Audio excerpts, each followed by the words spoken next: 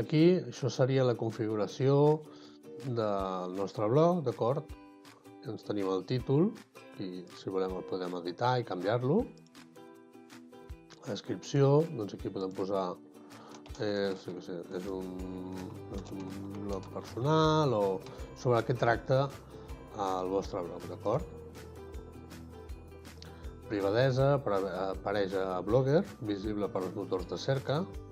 Vols afegir el teu blog a les nostres llistes, si voleu que estigui publicat a les llistes de Blogger o no, i si voleu que els motors de cerca l'indexin. Això vol dir que quan algú busqui alguna cosa, el vostre blog pot aparèixer. Entenc que per defecte, si escriviu un blog, és perquè voleu que algú el llegeixi. Adreça del blog, doncs serà aquesta, la podeu canviar, però haureu de veure si aquesta adreça està disponible o no, d'acord? Aquí diu configura un URL de tercers per al blog.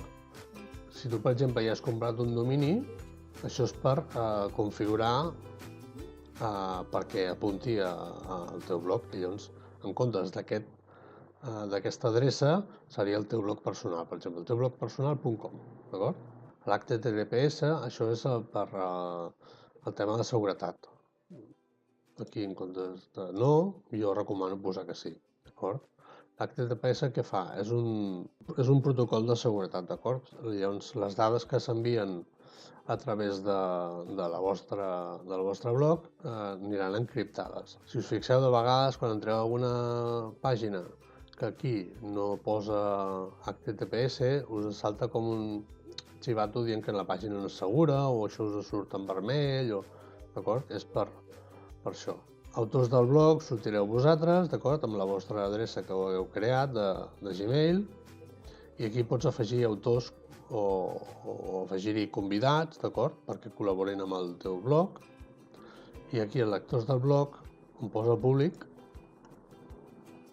pots deixar-lo privat i llavors només els autors en aquest blog poden llegir-ho, i privat només els lectors que tu vulguis. Si tu, per exemple, crees un blog que sigui exclusiu per a una sèrie de persones, els hauràs de posar, entenc que la seva adreça, aquí em posa afegir lectors, hauràs de posar les seves adreces de correu electrònic, d'acord? O seleccionar la llista de contactes que tu tinguis amb el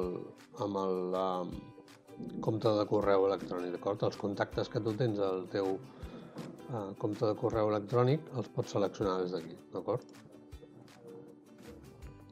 Llavors, aquesta seria la part de configuració del vostre blog.